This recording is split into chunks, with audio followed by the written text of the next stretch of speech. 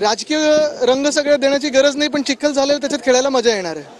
चिखल एकूण जर बघितलं तर सध्या मुंबईमध्ये वरळी सध्या हॉट सीट दिसून येते आहे आणि याच सीटला अनुसरून इतर राजकीय पक्ष देखील सध्या प्रत्येकाचं लक्ष या सीटकडे बघायला दिसत. आपल्याला आठवत असेल जेव्हा मी निवडणूक लढत होतो, मी सांगितलं तर सगळेच ही सीट कशी बघायला येतील. वरळी A+ होत असताना सगळीकडून लोक येतात, सगळ्यांचं स्वागत करतो. काही काही मोठ्या लोकांनी इथे रोड शो पण करावा, हे पण मी सगळ्यांना विनंती करत आहे.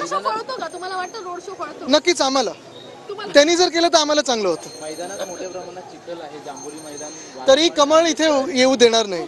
आदित्य, नीट और पीजी इस बार वो भी पोस्टपोन हो गई, कैंसिल हो गई है। महाराष्ट्र कनेक्शन सामने है, 2 टीचर्स को बुलाया गया बयान के लिए, क्या कहेंगे इस पूरे मामले पर? इसी बात पे मैं बयान देना चाहता हूं और बात करना चाहता हूं, क्योंकि राजनीति महाराष्ट्र की दिन ब दिन खराब होती जा रही है. आपने देखा होगा पिछले 2 साल में महाराष्ट्र की तो लूट चल रही है, और आज देश में भी जो हालत है, अगर आप देखें तो जो नीट की परीक्षा हो, 2-3 दिन पहले नेट की परीक्षा हो, हमने जो इशू लिया है CET का, ये सारे विषयों पे चर्चा होनी ज़रूरी है. आज जो चर्चा चल रही है भाजपा की तौर पे, तो उन्होंने सिर्फ इसी बात पे बयान दे रहे हैं कि कौन किस धर्म का है, कौन किस जाति का है, समाज में क्या चल रहा है, लेकिन जो आज युवा फेस कर रहे हैं उस पर कोई बात करने के लिए तैयार नहीं है.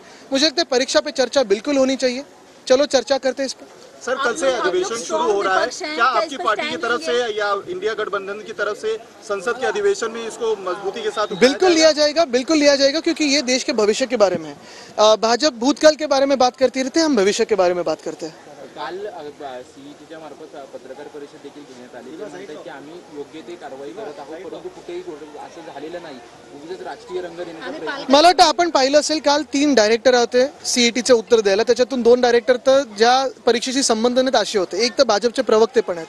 पण हे सगळं होत असताना जे आम्ही प्रश्न विचारलेले किंवा विद्यार्थ्यांनी प्रश्न विचारलेले, त्याचं एक तरी उत्तर तुम्हाला मिळालंय का? निर्लज्जपणे सांगितलं गेलं की मागच्या वर्षी 40 चुका झाल्या होत्या, यावर्षी 54 चुका झाल्या होत्या.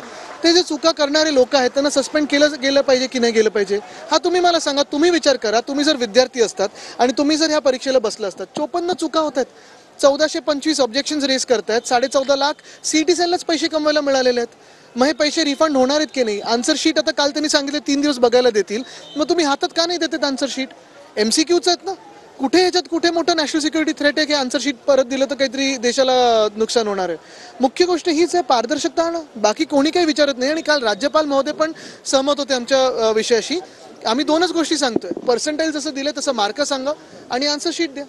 एनडीए के जो डायरेक्टर है उनको अभी बदल दिया गया है, सस्पेंड कर दिया गया है, नए जो है लाए गए हैं DG, और जो एक कमेटी बनाई गई है, एक्स जो इलेक्शन चीफ थे, उनको किस तरीके से देखते हैं? डायरेक्टर बदलने से कोई होने वाला नहीं, कुछ होने वाला नहीं है. मंत्री बदलने चाहिए.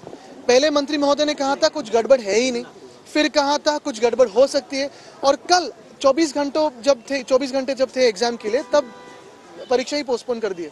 लाखों विद्यार्थी जो है देश भर में अलग अलग जगह जाते हैं ये परीक्षा देने के लिए. जो एग्जाम के केंद्र होते हैं वहाँ जाते हैं.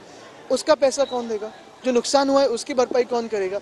और जो ये गड़बड़ी चल रही है, कहते हैं 1 नेशन 1 पोल, 1 एग्जाम नहीं कर पाते, तो कौन से 1 नेशन 1 पोल के बारे में बात कर रहे हैं? हमें तो ऐसे लगने लगा है कि ये एग्जाम भी है, शायद चुनाव आयोग ही करने जा रहा है. 18,000 कोटी रुपये खर्च करून कोस्टल रोड बांधण्यात आला, त्याचे अटल सेतू बांधण्यात आला. मात्र आपण पाहिलं तर त्याचे जे रॅम्प रोड आहेत त्यांना अशा प्रकारे तडे गेल्याची घटना समोर आली आहे. कसं मला वाटतं सगळ्यात महत्त्वाची गोष्ट म्हणजे ज्या प्रकारे उत्तर दिलं, ते कोण गणात्र आहेत की कोण आहेत मला माहित नाही, ते सांगतात की प्रोजेक्ट हेड आहेत. ज्या बॉडी लँग्वेजने उत्तर दिलं, जेवढा ॲरोगन्स होता, अशा व्यक्तीला पहिलं तर सस्पेंड केलं पाहिजे. जगात कुठेही सस्पेंड झालं असतं, पण आपल्याकडे अभिमानाने सांगतात नाही नाही हे खचलंय, ते काय पावसाळ्यात खचतं वगैरे. ही काय उत्तरं नाही आहेत. आता जे ऍक्टर ह्याच्यावर व्हिडिओ बनवत होते कुठे आहेत ते? कोस्टल रोड संदर्भात तुम्ही पत्र लिहिलं होतं की 16 तारखेला रात्री VIP-साठी हा रोड उघडा केला जातोय, ते कोण आहेत? आणि आता ते आम्हाला पण दिसले नाहीत, पण आम्हाला तो पूर्ण ताफा दिसला. बरोबर त्यांच्यासाठी ट्रॅफिक पोलिसांनी बॅरिकेड उघडलं, तो ताफा वरती केला आणि बॅरिकेड बंद केलं. आम्ही जे करत होतो ते सगळ्या मुंबईकरांसाठी करत होतो. ह्याच्यात VIP म्हणून कोणी नव्हतं. हे नुसतं VIP सर्व्हिस चालू आहे इथे. पुणे बोर्जेप्रमाणे पुणे ते नाशिक रोडवरती देखील अपघात झालेला आहे.